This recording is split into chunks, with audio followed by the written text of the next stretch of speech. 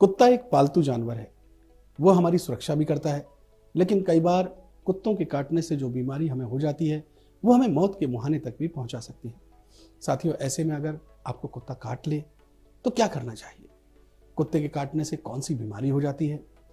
Doctor से हमें फौरन इंजेक्शन क्यों लगवाना चाहिए? कुत्ते की लार में ऐसा क्या होता है जो खतरनाक है? साथ ही अगर कोई कुत्ता हमें काट ले तो हमें भूल कर भी क्या नहीं करना चाहिए? साथियों, आज की इस रिपोर्ट में मैं आपको काफ़ी अहम जानकारी देने जा रहा हूं जो हम सब के लिए जानना और समझना बहुत ज़रूरी है। नमस्कार साथियों, मेरा नाम है आदित्य चौहान और आप देख रहे हैं आपकी सेहत से जुड़ा हुआ एक खास शो मेडिकल स्पीकिंग। दोस्तों, कई बार ऐसा होता है जब सड़क पर चलते हुए आवारा कुत्ते हम पर हमला कर देते हैं, खरोंच मार देते हैं, हमें काट लेते हैं। ऐसे में कुत्ते के काटने पर हमें सबसे पहले क्या करना चाहिए? फर्स्ट एड लेना चाहिए, वरना संक्रमण फैलने का खतरा बढ़ जाता है और हमें रेबीज नाम की बीमारी होने का खतरा बना रहता है। तो सबसे पहले हम ये समझते हैं कि आखिर रेबीज क्या है। दोस्तों, रेबीज एक बीमारी है जो कि रेबीज नाम के विषाणु से होती है। ये मुख्य रूप से पशुओं की बीमारी है, लेकिन संक्रमित पशुओं द्वारा मनुष्यों में भी ये हो जाती है। यह विषाणु संक्रमित पशुओं के लार में रहता है। जब कोई पशु मनुष्य को काट लेता है तब यह विषाणु जानवर के जरिए मनुष्य में प्रवेश कर जाते हैं। साथियों, यह भी बहुत मुमकिन है कि संक्रमित लार से किसी आंख, मुंह या खुले घाव से भी यह संक्रमण हो सकता है। इस बीमारी के लक्षण मनुष्यों में कई महीनों से कई वर्षों तक में दिखाई देते हैं, यानी समय लग जाता है काफी। हालांकि आमतौर पर जो इसके लक्षण है वो 1 से 3 महीनों में दिखाई पड़ जाते हैं। अब समझिए कि रेबीज बीमारी किन किन जानवरों से फैलती है। यानी जो हमारे आसपास जानवर रहते हैं, ज्यादातर उन्हीं जानवरों से हमें ये फैल जाती है। खासतौर पर कुत्ते, बंदर, बिल्लियां, इनके काटने से ये बीमारी हमें हो जाती है। आमतौर पर कुत्तों के काटनों से ये बीमारी ज्यादा फैलती है। अब इसके फैलने का तरीका क्या है ये भी समझ लीजिए। साथियों, जो जानवर रेबीज से संक्रमित हैं, उनके काटने से रेबीज का संक्रमण फैलता है। ज्यादातर मामलों में यह बीमारी कुत्ते के काटने या खरोंचने से भी होती है। अब मान लीजिए किसी कुत्ते ने या फिर जानवर ने काट लिया या खरोंच मार दी, तो कहीं आपको रेबीज तो नहीं हो रही है? ये कैसे हम जाने? इस बात को भी समझिए। रेबीज बीमारी के लक्षण संक्रमित पशुओं के काटने के बाद कुछ दिनों में या फिर ये कह लीजिए कि थोड़ा समय और भी लग सकता है, हमें महसूस होने लग जाते हैं। अधिकतर मामलों में रोग के लक्षण प्रकट होने में कई दिनों से लेकर कई वर्षों तक का भी समय लग जाता है। रेबीज बीमारी का एक खास लक्षण यह है कि जहां पर पशु काटते हैं उस जगह की जो मांसपेशियां हैं उनमें सनसनाहट पैदा होने लग जाती है।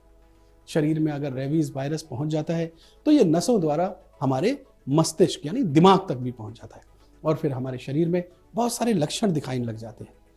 ये लक्षण क्या है ये भी समझिए। इनमें दर्द होना, थकावट महसूस करना, सिर दर्द होना, बुखार आना, मांसपेशियों में जकड़न होना, चिड़चिड़ाहट, उग्र स्वभाव हो जाना, व्याकुलता पैदा हो जाना, अजीबोगरीब विचार आना, कमजोरी होना, लकवा, लार, आंसुओं का ज्यादा बनना, तेज रोशनी और आवाज से चिढ़न पैदा हो जाना, बोलने में तकलीफ, अचानक से आक्रमण कर देना, इस तरीके के लक्षण हो जाते हैं लोगों में। वहीं अगर संक्रमण बहुत ज्यादा फैलकर नसों तक पहुंच जाता है तो कुछ अन्य तरह के लक्षण भी देखे जा सकते हैं। किस तरीके के?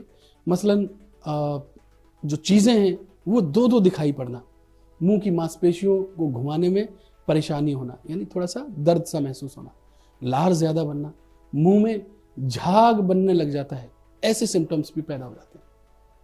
साथियों, एक रिसर्च के मुताबिक हर साल रेबीज की वजह से 18 से 20 हजार लोगों की मौत हो जाती है। भारत में रेबीज के लगभग 30 से 60% मामले और मौतों में 15 साल से कम उम्र के बच्चे शामिल हैं, क्योंकि बच्चों में काटने के निशान को अक्सर पहचाना नहीं जाता और रिपोर्ट भी नहीं किया जाता। भारत में रेबीज के लगभग 97% मामलों के लिए कुत्ते ही जिम्मेदार हैं। इसके अलावा बिल्लियां 2%, गीदड़, नेवले और अन्य जानवर सिर्फ 1% जिम्मेदार है। इसका मतलब यह हुआ कि कुत्तों के काटने से मनुष्यों में रेबीज ज्यादा फैलती है। साथियों, लेकिन आपको अब घबराने की जरूरत नहीं है, क्योंकि इसके साथ शुरू में ही बड़ी आसानी से निपटा जा सकता है। अगर आपको लगता है कि आप रेबीज के संपर्क में आ गए हैं तो आपको बीमारी को घातक बनने से रोकने के लिए कई तरीके, विशेष टीके लगवाने चाहिए।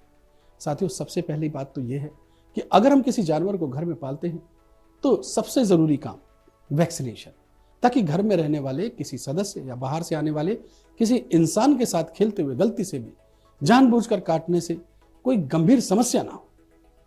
अगर आपके पालतू जानवर का वैक्सीनेशन प्रॉपर समय से होता है तो आप रेबीज जैसी बीमारी से लगभग निश्चिंत हो सकते हैं। लेकिन अगर कोई आवारा कुत्ता हमें काट ले तो हमें क्या करना चाहिए? तो उसके लिए सबसे पहले हमें यह करना चाहिए कि जिस जगह काटा है उस जगह को धो लेना चाहिए, उसको साफ कर लेना चाहिए। साबुन या डेटॉल से हम इसे साफ कर सकते हैं। अगर जख्म बहुत गहरा है तो इस जगह पर पहले साबुन से धोएं और उसके बाद बीटाडीन जो मलहम आता है उसे हम लगा सकते हैं। इससे रेबीज वायरस का असर थोड़ा कम हो जाता है, लेकिन इसे अच्छी तरीके से क्लीन करना बहुत जरूरी है।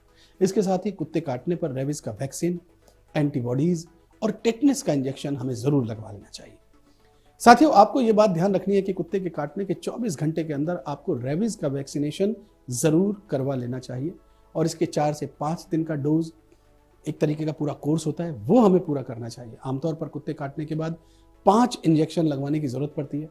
इसके लिए जो पहला शॉट होता है, जो पहला इंजेक्शन है, वो 24 घंटे के अंदर लगना चाहिए। इसके बाद तीसरे दिन, 7वें दिन, 14वें दिन और अंत में 28वें दिन में वैक्सीनेशन होता है।